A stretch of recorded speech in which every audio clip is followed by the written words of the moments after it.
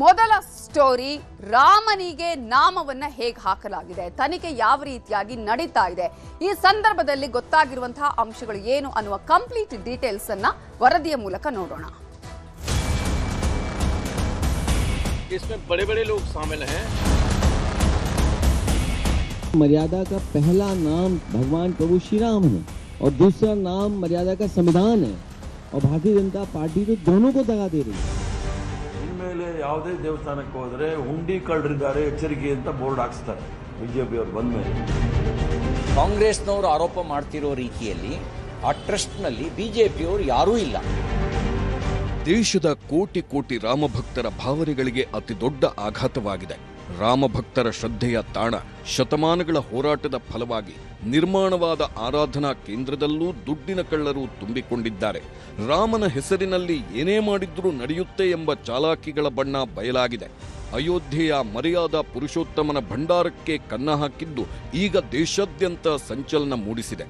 ರಾಮನ ಹುಂಡಿಕಳ್ಳರ ಕೈಚಳಕದ ಬಗ್ಗೆ ಒಂದೊಂದೇ ಬಯಲಾಗುತ್ತಿವೆ. ಸಿಸಿಟಿವಿಗಳನ್ನೇ ಯಾಮಾರಿಸಿ ಬಾತ್ರೂಮ್ನಲ್ಲೂ ಹಣ ಬಚ್ಚಿಟ್ಟು ನೋಟು ಬಂಡಲ್ಗಳನ್ನೇ ಎಗರಿಸುತ್ತಾ ಕೋಟ್ಯಾಂತರ ರೂಪಾಯಿ ರಾಮನ ಹುಂಡಿಯ ಹಣ ಕದಿಯುತ್ತಿದ್ದ ಕಥೆಯೇ ರೋಚಕ.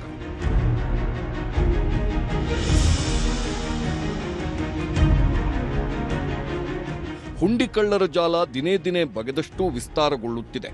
ಎಸ್ಐಟಿಗೆ ಕೊಟ್ಟಿದ್ದ ಟೈಮ್ ಮುಗಿದರೂ ತನಿಖೆ ಪೂರ್ಣ ಆಗೋ ಲಕ್ಷಣಗಳು ಕಾಣುತ್ತಿಲ್ಲ. ಹೀಗಾಗಿ ಉತ್ತರ ಪ್ರದೇಶ ಸರ್ಕಾರ ಎಸ್ಐಟಿ ತನಿಖಾ ಅವಧಿಯನ್ನ ವಿಸ್ತರಿಸಿದೆ. ಅಯೋಧ್ಯೆ ರಾಮನ ಹುಂಡಿಕಳ್ಳರ ಬೇಟೆಯಾಡುತ್ತಿರುವ ಎಸ್ಐಟಿ ತನಿಖಾ ಅವಧಿಯನ್ನ 15 ದಿನಗಳ ಕಾಲ ವಿಸ್ತರಿಸಲಾಗಿದೆ.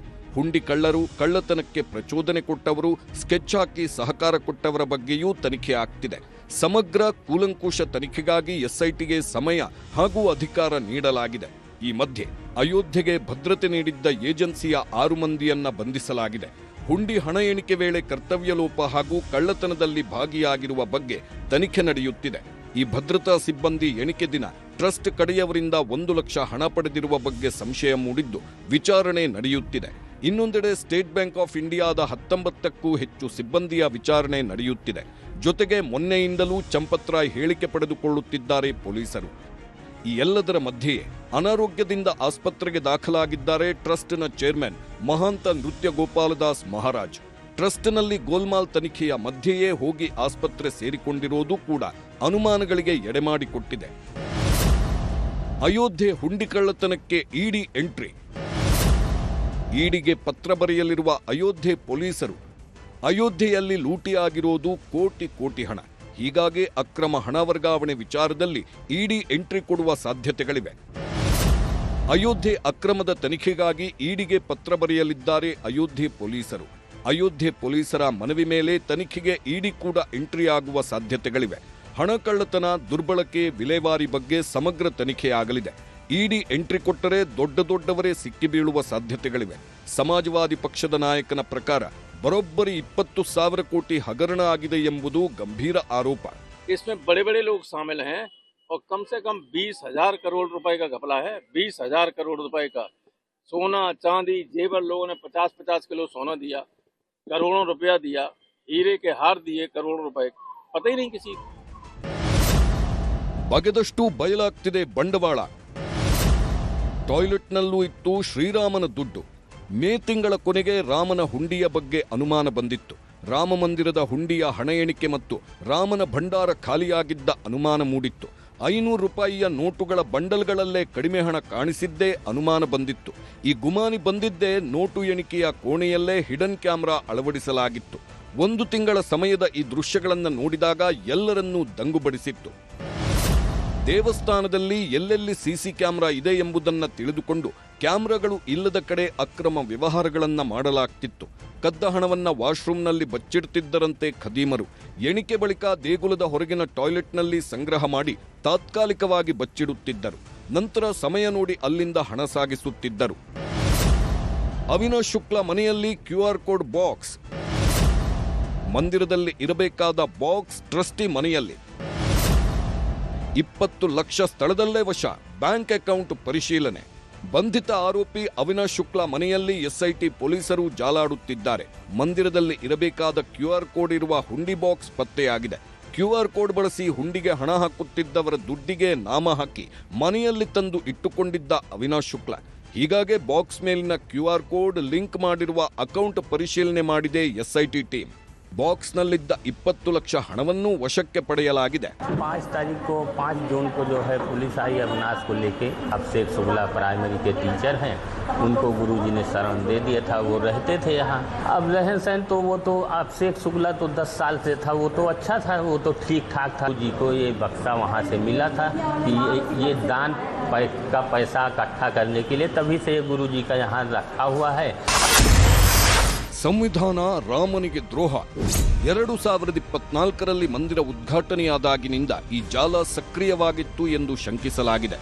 SIT ವರದಿಯ ಪ್ರಕಾರ ಕೇವಲ ಈ ವರ್ಷದ ಏಪ್ರಿಲ್ 27ರಿಂದ ಜೂನ್ 5ರ ನಡುವೆ ಬರೋಬ್ಬರಿ 70 ಬಾರಿ ಕಳ್ಳತನ ನಡೆದಿರುವುದು CCTV ದಾಖಲೆಗಳಿಂದ ಪತ್ತೆಯಾಗಿದೆ. ಇಷ್ಟಾದರೂ ಕೇಂದ್ರ ಸರ್ಕಾರವಾಗಲಿ ಉತ್ತರ ಪ್ರದೇಶ ಸರ್ಕಾರವಾಗಲಿ ಜವಾಬ್ದಾರಿ ಹೊತ್ತುಕೊಳ್ಳುತ್ತಿಲ್ಲ ಅನ್ನೋದು ಪ್ರತಿಪಕ್ಷಗಳ ಆರೋಪ. जो जनता ने वोट से संविधान बचा लिया, अब बीजेपी सांसदों को तोड़ करके संविधान बदलना चाहती है और ये बड़ा सवाल है। और यूं तो हम कहें कि मर्यादा का पहला नाम तो पहला भगवान प्रभु श्री राम है और दूसरा नाम मर्यादा का संविधान है, और भारतीय जनता पार्टी तो दोनों को दगा दे रही है। ಅಯೋಧ್ಯೆ ಅಕ್ರಮಕ್ಕೂ ಕರ್ನಾಟಕಕ್ಕೂ ನಂಟು. ಅಖಿಲೇಶ್ ಯಾದವ್ ಮಾತಿನ ಮರ್ಮವೇನು? ಈ ಮಧ್ಯೆ ಅಯೋಧ್ಯೆಯಲ್ಲಿನ ಅಕ್ರಮಕ್ಕೂ ಕರ್ನಾಟಕ ಮಹಾರಾಷ್ಟ್ರಕ್ಕೂ ನಂಟಿದೆ ಎಂದು ಆರೋಪಿಸುತ್ತಾರೆ ಅಖಿಲೇಶ್ ಯಾದವ್. SIT ಪಾರದರ್ಶಕ ತನಿಖೆಯಿಂದಷ್ಟೇ ಎಲ್ಲವೂ ಬಯಲಾಗಲಿದೆ ಅನ್ನೋದು ಅಖಿಲೇಶ್ ವಾದ. हमारा धर्म ही का रास्ता ये है कि अगर हम कुछ पाप कर दें तो गंगा में स्नान करने के बाद पवित्र हो जाते हैं। तो अगर CCTV बंद हो जाए और अपील कर दें अगर भारतीय जनता पार्टी के लोग, तो वो सब वापस आ जाएगा चढ़ावा। नहीं, जो अगर ले गए हैं तो सुना है कि कर्नाटक तक तार जुड़े हुए हैं, महाराष्ट्र तक तार जुड़े हुए हैं। ಅನಾವಶ್ಯಕವಾಗಿ ಆಗಿದೆ, ರಾಮ ಮಂದಿರದಲ್ಲಿ ಆಗಿದೆ, ಅದಕ್ಕೆ SIT ಮಾಡಿದ್ದಾರೆ, ತಕ್ಷಣವೇ ಮಾಡಿದ್ದಾರೆ. ಎಲ್ಲ ಥರದ ಕ್ರಮಗಳು ಆಗ್ತಾ ಇದೆ. ನಿಮ್ಮದೇ ಆದಂಥ ಭಾವನೆಗಳನ್ನು ಹೇಳುವಾಗ ನೀವು ಕೂಡ ಎಲ್ಲ ಒಂದು ಕಡೆ ಬಾಯಿ ಚಪ್ಪಲದ ಮಾತುಗಳಿಗೆ ಕಡಿವಾಣ. ಅಲ್ಲ, ಕರ್ನಾಟಕದ ಜೊತೆ ನಂಟಿದೆ ಅಂತ ಒಂದು ನಿಮಿಷ ತಾಳಿ. ಒಬ್ಬ ಉತ್ತರ ಪ್ರದೇಶ ಅಂತ ರಾಜ್ಯದ ಮುಖ್ಯಮಂತ್ರಿಗಳಾದವರು, ಜವಾಬ್ದಾರಿ ಸ್ಥಾನದಲ್ಲಿದ್ದವರು ಮಾತನಾಡುವಾಗ ಅದಕ್ಕೆ ಗಾಂಭೀರ್ಯತೆಯನ್ನು ಅರ್ಥ ಮಾಡ್ಕೊಂಡು ಮಾತಾಡಿದ್ರೆ ಒಳ್ಳೆಯದು.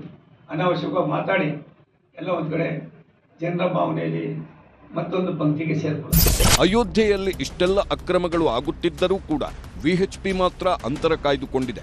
ಮಂದಿರ ಕಟ್ಟುವ ಕೆಲಸ ಮಾಡಬೇಕಿತ್ತು, ಅದಾಗಿದೆ. ಇನ್ನೇನಿದ್ದರೂ ಟ್ರಸ್ಟ್ UP ಸರ್ಕಾರ SIT ನೋಡಿಕೊಳ್ಳುತ್ತದೆ ಅಂತಿದೆ VHP. ट्रस्ट को सामने आकर स्थिति को स्पष्ट करना और उसको सबके सामने बताना, ये कार्य पूर्ण होने के बाद हम लोगों के कहने का कोई विषय रह नहीं गया है।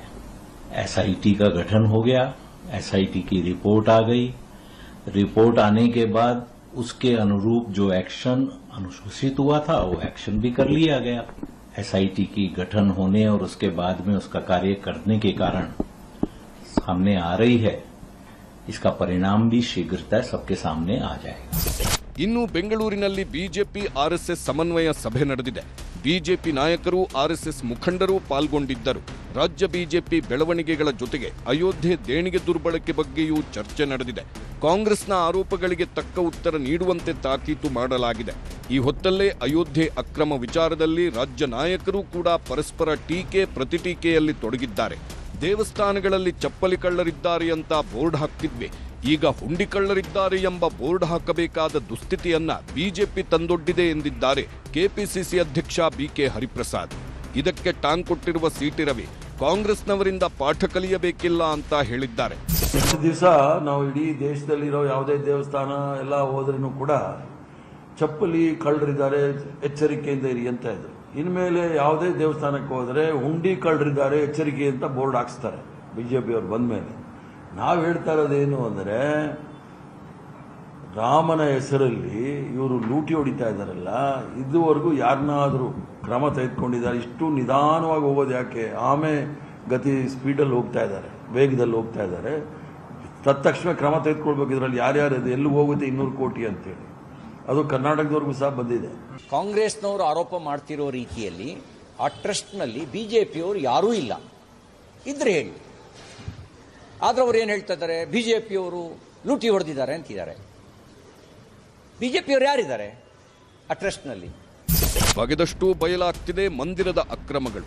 ಎಸ್ಐಟಿ ಜೊತೆಗೆ ಇಡಿ ಎಂಟ್ರಿ ಕೊಟ್ಟ ಮೇಲೆ ಇನ್ನೂ ಯಾರ್ಯಾರ ಬಂಡವಾಳ ಬಯಲಾಗುತ್ತೋ ಅನ್ನೋ ಕುತೂಹಲ ಮೂಡಿದೆ. Bureau report, news 18. ಇಷ್ಟು ದಿನಗಳ ಕಾಲ ಕೆಲವು ದೇವಸ್ಥಾನಗಳಲ್ಲಿ ತಟ್ಟೆಗೆ ಹಾಕಿದ್ರೆ ಅರ್ಚಕರಿಗೆ, ಹುಂಡಿಗೆ ಹಾಕಿದ್ರೆ ದೇವರಿಗೆ ಅನ್ನುವ ನಾಮಫಲಕಗಳನ್ನ ಅಥವಾ ಆ ರೀತಿಯಾಗಿ ಹೇಳ್ತಾ ಇದ್ದಿದ್ದನ್ನ ಕೇಳಿದ್ವಿ. ಆದ್ರೆ ಹುಂಡಿಗೆ ಹಾಕಿದ್ರೂ ಯಾರದ್ದೋ ಕೈಗೆ ಸೇರುತ್ತೆ ಅಂತ ಹೇಳಿದ್ರೆ ಇದು ಭಕ್ತರ ನಂಬಿಕೆಗೆ ಧಕ್ಕೆಯನ್ನ ತಂದಿದೆ, ಘಾಸಿಯನ್ನ ತಂದಿದೆ. ಈ ನಿಟ್ಟಿನಲ್ಲಿ ಸರಿಯಾದಂತಹ ಪ್ರಾಮಾಣಿಕವಾದ ಪಾರದರ್ಶಕವಾದ ತನಿಖೆ ಆದಾಗ ಮಾತ್ರ ಭಕ್ತರ ನಂಬಿಕೆ ಇನ್ನಷ್ಟು ಜಾಸ್ತಿ ಆಗೋದಕ್ಕೆ, ಉಳಿಯೋದಕ್ಕೆ ಸಾಧ್ಯ ಆಗತ್ತೆ. ಈ ತೆರವು ತಿಕ್ಕಾಟದ ಬಗ್ಗೆ ನೋಡೋಣ. ಕಾರಣ, ಈಗಾಗಲೇ ರಸ್ತೆಯಲ್ಲಿ ಸುಗಮವಾಗಿ ಪಾದಾಚಾರಿಗಳು ಓಡಾಟವನ್ನ ಮಾಡಬೇಕು ಅಂತ ಹೇಳಿ, ಆದ್ರೆ ಅದಕ್ಕೆ ಫುಟ್ಪಾತ್ ನಲ್ಲಿ ಯಾವುದೇ ರೀತಿಯಾದಂತಹ ಅಂಗಡಿಗಳು ಇರಬಾರ್ದು ಅಥವಾ ಅಲ್ಲಿ ಯಾವುದೇ ರೀತಿಯ ಸಮಸ್ಯೆಗಳು ಇರಬಾರ್ದು. ಆದ್ರೆ ಇಲ್ಲೇ ಅಂಗಡಿಗಳನ್ನ ಇಡುವಂಥದ್ದು ಅಥವಾ ಅಲ್ಲೇ ತಾವು ಅದನ್ನ ಒತ್ತುವರಿ ಮಾಡಿಕೊಳ್ಳುವಂತಹ ಕೆಲಸಗಳು ಆಗ್ತಾ ಇತ್ತು. ಇಂತಹ ಹಿನ್ನೆಲೆಯಲ್ಲಿ ಬೆಂಗಳೂರಲ್ಲಿ ಜಿಬಿಎ ಮೆಗಾ ಆಪರೇಷನ್ ಅನ್ನ ಕೂಡ ಮಾಡಿದೆ.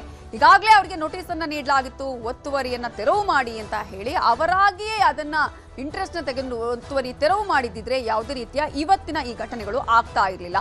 ಒತ್ತುವರಿ ಮಾಡಿಕೊಂಡಿದ್ದಂತಹ ಫುಟ್ಪಾತ್ ಅನ್ನ ತೆರವು ಮಾಡುವ ಕಾರ್ಯವನ್ನ ಇವತ್ತು ಮಾಡಲಾಯಿತು. ಬೀದಿ ಬದಿ ಅಂಗಡಿಗಳನ್ನ ತೆರವು ಕಾರ್ಯಾಚರಣೆಯನ್ನ ಇವತ್ತು ಬೆಂಗಳೂರಿನ ಹಲವು ಕಡೆಗಳಲ್ಲಿ ಮಾಡಲಾಗಿದೆ. ಜಿಬಿಎ ವ್ಯಾಪ್ತಿಯ ಹಲವು ಕಡೆ ಒತ್ತುವರಿ ತೆರವು ಆಪರೇಷನ್ ಅನ್ನ ಇವತ್ತು ಬೆಳಗ್ಗೆಯಿಂದಲೇ ನಡೆಸಲಾಗಿದೆ. ವ್ಯಾಪಾರಿಗಳು ಇದಕ್ಕೆ ವಿರೋಧ ವ್ಯಕ್ತಪಡಿಸಿದ್ರು ಸಹಜವಾಗಿ. ಅದರ ಮಧ್ಯೆಯೂ ಕೂಡ ಕಾರ್ಯಾಚರಣೆಯನ್ನ ನಡೆಸಲಾಗಿದೆ. ಇವತ್ತು ಯಾವುದೇ ಕಾರಣಕ್ಕೂ ಇಲ್ಲಿ ಫುಟ್ಪಾತ್ ಅನ್ನ ಒತ್ತುವರಿ ಮಾಡ್ಕೊಳ್ಬಾರ್ದು ಅನ್ನುವಂತಹ ಸೂಚನೆಯನ್ನ ನೀಡಲಾಗಿದೆ. ಅದರಲ್ಲಿ ಮೆಜೆಸ್ಟಿಕ್ ಆಗಿರ್ಬೋದು, ಜಯನಗರ ಆಗಿರ್ಬೋದು, ಶಿವಾಜಿನಗರ, ಮಾರತಹಳ್ಳಿ, ಯಲಹಂಕ ಸೇರಿದಂತೆ ಹಲವು ಕಡೆ ಕಾರ್ಯಾಚರಣೆಯನ್ನ ನಡೆಸಲಾಗಿದೆ. ಹಲವು ಕಡೆಗಳಲ್ಲಿ ಹೈ ಡ್ರಾಮಾಗಳು ನಡೆದಿದೆ. ಫುಟ್ಪಾತ್ ನಲ್ಲಿದ್ದಂತಹ ಅನೇಕ ಬೋರ್ಡ್ಗಳನ್ನ, ಸೀಟ್ಗಳನ್ನ, ಅಂಗಡಿಗಳನ್ನ ತೆರವುಗೊಳಿಸಲಾಗಿದೆ. ಪ್ರಮುಖವಾಗಿ ಕೆಲವು ತೆರವು ಕಾರ್ಯಾಚರಣೆಯ ವೇಳೆ ಭಾರಿ ಹೈಡ್ರಾಮಾಗಳು ಕೂಡ ನಡೆದಿದೆ. ವ್ಯಾಪಾರಿಗಳು ಅಳಲನ್ನ ತೋಡ್ಕೊಂಡಿದ್ದಾರೆ. ತೆರವು ಕಾರ್ಯಾಚರಣೆ ಮಾಡಬಾರ್ದು ಅಂತ ಹೇಳಿ ಕೆಲವು ವರ್ತಕರು ಪಟ್ಟನ್ನ ಕೂಡ ಹಿಡಿದಿದ್ದಾರೆ. ಈ ಹಿಂದೆಯೇ ನೋಟಿಸ್ ಅನ್ನ ನೀಡಲಾಗಿತ್ತು, ಮಾಹಿತಿಯನ್ನ ನೀಡಲಾಗಿತ್ತು, ಮಂಗಳದ ವರೆಗೂ ಕೂಡ ಗಡುವನ್ನ ನೀಡಲಾಗಿತ್ತು. ಸೊ ಆ ಸಂದರ್ಭದಲ್ಲಿ ಅಧಿಕಾರಿಗಳು ಹಾಗೆಯೇ ವರ್ತಕರ ನಡುವೆ ವಾಕ್ಸಮರ ಕೂಡ ಬಹಳ ಜೋರಾಗಿ ಇವತ್ತು ನಡೆಯಿತು.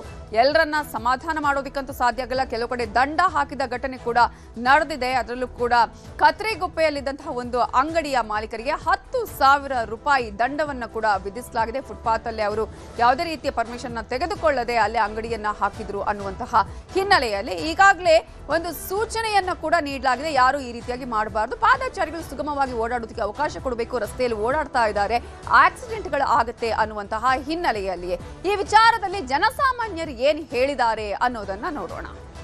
1.5 ಕೋಟಿ ಆಸ್ತಿ ಫುಟ್ಪಾತ್ ಆಸ್ತಿ ಅಂದ್ಮೇಲೆ ಇದು ನಾವ್ಯಾರು? ನಾವು ಫುಟ್ಪಾತ್ ಅಲ್ವಾ? ನಾವು ಜನರಲ್ವಾ? ನಮಗೆ ಹಕ್ಕಿಲ್ವಾ ಹೇಳಿ? ಇಲ್ಲ, ನಮಗೆ ಸೌಲಭ್ಯ ಮಾಡ್ಕೊಡಿ. ಸೌಲಭ್ಯ ಮಾಡಿಕೊಟ್ಬಿಟ್ಟು ನೀವು ಎತ್ತಕ್ಕೆ ಕೇಳಿ, ನಾವು ಎತ್ತೀವಿ. ಇಲ್ಲಾಂದ್ರೆ ನಾವ್ ಏನ್ ಮಾಡ್ಬೇಕು? ಇಲ್ಲ ನಾವು ಸೀಮೆಣ್ಣೆ ಹಾಕೊಂಡು ಸಾಯ್ಬೇಕಾ? ನನ್ನ ಹೆಂಡತಿ ಮಕ್ಕಳಿಗೆಲ್ಲ ಸಾಯಿಸ್ಬೇಕಾ ಹೇಳಿ? ಸರಿ, ನಾವು 40 ವರ್ಷದಿಂದ ಕಾಂಗ್ರೆಸ್ ಅಲ್ಲಿ ಇದ್ದು ನಮ್ಗೇನ್ ಪ್ರಯೋಜನ? ನೀವೇ ಮಾತಾಡಿ, ನೀವು ಆನ್ಸರ್ ನೀವು ಕೊಡಬೇಕು. ಕೆಲಸ ಮಾಡಿದ್ದೀವಿ, ನಮ್ ಸರ್ಕಾರ ಈ ತರ ಮಾಡಿದ್ರು ಅಲ್ಲ ಮೇಡಮ್, ಈ ತರ ಮಾಡ್ತವ್ರೆ. ಯುಪಿಯಲ್ಲಿ ಕರ್ನಾಟಕದಲ್ಲಿ ಏನ್ ವ್ಯತ್ಯಾಸ ಆಯ್ತು ಮೇಡಮ್? ಯುಪಿಯಲ್ಲಿ ಫೀಸ್ಗೋಸ್ಕರ ಸಾಲ ಮಾಡಿದೀವಿ ಮೇಡಮ್. ನಾವೆಲ್ಲ ಹೋಗೋಣ? ಮಕ್ಕಳಿಗೋಸ್ಕರ ಸ್ಕೂಲ್ಗೋಸ್ಕರ ಸಾಲ ಮಾಡಿದೀವಿ. ಎಲ್ಲಿಂದ ಕಟ್ಟ? ಟ್ಯೂಷನ್ಗೋಸ್ಕರ ಎಲ್ಲಿಂದ ಕಟ್ಟಾನ? ಈಗ ಇದು ಗವರ್ಮೆಂಟ್ ತಾನೆ ಟ್ರಾನ್ಸ್ಫಾರ್ಮ್, ಅದೇ ಎತ್ತಿ. ಅದು ಫುಟ್ಪಾತ್ ತಾನೆ. ಸ್ಕೈವೇ ಎಲ್ಲಿ ಕಟ್ಟಿದ್ರಾ? ಫುಟ್ಪಾತ್ ಮೇಲೆ ಕಟ್ಟಿದ್ರಾ? ಸ್ಕೈವೇನೆ ಎತ್ತಿ. ಬಾರ್ ಎಲ್ಲ ಐತೆ ಅಲ್ಲಿ? ಬಾರ್ಗೆ ಪರ್ಮಿಷನ್ ಇದೆಯಾ? ಲೈಸೆನ್ಸ್ ಯಾರು ಕೊಟ್ಟಿದ್ದು? ಮೂಲೆಯಲ್ಲಿ ಸಿಗ್ನಲ್ ಮೂಲೆಯಲ್ಲಿ ಬಾರ್ಗೆ ಹೆಂಗ್ ಪರ್ಮಿಷನ್ ಕೊಟ್ಟೆ? ಅದನ್ನ ಎತ್ಸಿ. ಕುಡ್ದಿ ಸಾಯ್ತಾರೆ, ಹಾಳಾಗೋಯ್ತಾರೆ, ಅಲ್ಲಿ ಸರ್ಕಾರಲ್ಲಿ ಬಿದ್ದಿ ಸಾಯ್ತಾರೆ. ಅದನ್ನೆಲ್ಲ ಬಿಟ್ಬಿಡ್ತಾರೆ. ಇಲ್ಲಿ ಅರ್ಧ ಟೀ ಒಂದು ಕಾಪಿ ಮಾರ್ಕೊಂಡು ನಾವು ಕೂತಿರೋದಕ್ಕೆ ಇದಕ್ಕೆ ಡಿಸ್ಟರ್ಬ್ ಆಗೋಯ್ತಾ? ಸೊ ಬಲವಂತದ ಕ್ರಮ ಅನ್ನುವುದನ್ನ ಕೂಡ ವ್ಯಾಪಾರಿಗಳು ಹೇಳ್ತಾ ಇದ್ದಾರೆ. ನಾವ್ ಎಲ್ಲಿ ಹೋಗ್ಬೇಕು, ಹೇಗ್ ಬದುಕಬೇಕು ಈ ರೀತಿಯಾಗಿ ಮಾಡಿದ್ರೆ ಅಂತ ಹೇಳಿ. ಇದು ಸಾರ್ವಜನಿಕರ, ಜನಸಾಮಾನ್ಯರ ಓಡಾಟಕ್ಕೆ ಇರುವಂತಹ ಫುಟ್ಪಾತ್ ನಲ್ಲಿ ಯಾವುದೇ ರೀತಿಯಾದಂತಹ ಸಮಸ್ಯೆಗಳು ಆಗಬಾರದು ಅನ್ನುವಂತಹ ನಿರ್ಧಾರವನ್ನ ಸರ್ಕಾರ ಕೈಗೊಂಡಿರುವುದು. ಈ ವಿಚಾರದಲ್ಲಿ ರೈಲ್ವೆ ಖಾತೆ ರಾಜ್ಯ ಸಚಿವರಾಗಿರುವಂತಹ ವಿ ಸೋಮಣ್ಣ ಮಾತಾಡಿದ್ದಾರೆ. ಅದೇ ರೀತಿಯಾಗಿ ಸಚಿವರಾಗಿರುವಂತಹ ಕೃಷ್ಣ ಬೈರೇಗೌಡರು ಮಾತಾಡಿದ್ದಾರೆ. ರಾಜ್ಯ ಸರ್ಕಾರಗಳು ಅವ್ರಿಗೆ ಎಲ್ಲಿ ವ್ಯಾಪಾರ ಮಾಡಬೇಕು ಮತ್ತೊಂದು ಮಾಡಬೇಕು ಅನ್ನೋದನ್ನ ಅವ್ರು ಮಾಡಬೇಕು. ಮತ್ತೆ ಅವರು ಕೂಡ ಜನಸಂದಣಿ ಇರ್ತಕ್ಕಂಥ ಪ್ರದೇಶಗಳಲ್ಲಿ ಯಾವ ರೀತಿ ನಡ್ಕೋಬೇಕು ಅನ್ನೋದು ಅವರು ಕೂಡ ಚಿಂತನೆ ಮಾಡಬೇಕು. ಮತ್ತೆ ಜನನಿಬಿಡ ಪ್ರದೇಶಗಳಲ್ಲಿ ಅದನ್ನು ಯಾವ ರೀತಿ ತಾತ್ವಿಕ ಹಂತಕ್ಕೆ ತರಬೇಕು ತರ್ತಕ್ಕಂಥ ಕೆಲಸವನ್ನ ಆಯಾ ಸರ್ಕಾರಗಳು ಮಾಡಬೇಕಾಗ್ತದೆ. ವ್ಯಾಪಾರ ಮಾಡಲಿ, ಅವರ ಜಾಗ ಒಳಗಡೆ ವ್ಯಾಪಾರ ಮಾಡಲಿ. ಫುಟ್ಪಾತು ಸಾರ್ವಜನಿಕರಿಗೆ ಸೇರಿದ್ದು, ಸಾರ್ವಜನಿಕರ ಆಸ್ತಿ ಫುಟ್ಪಾತ್. ಅವ್ರಿಗೂ ನಾನು ಮನವಿ ಮಾಡ್ತೇವೆ, ಕಾನೂನಿಗೆ ಗೌರವ ಕೊಡಬೇಕು, ಸಹಕಾರ ಕೊಡಬೇಕು. ಬೆಂಗಳೂರಿನಲ್ಲಿ ಜನಗಳ ಬೇಡಿಕೆ ಇದೆ, ಫುಟ್ಪಾತ್ಗಳಲ್ಲಿ ಓಡಾಡೋದು ಕಷ್ಟ ಆಗ್ತಾ ಇದೆ, ಫುಟ್ಪಾತ್ ಓಡಾಡೋದಕ್ಕೆ ಅವಕಾಶ ಮಾಡಿಕೊಡ್ಬೇಕು ಅಂತ ಜನಗಳ ಬೇಡಿಕೆ ಇದೆ.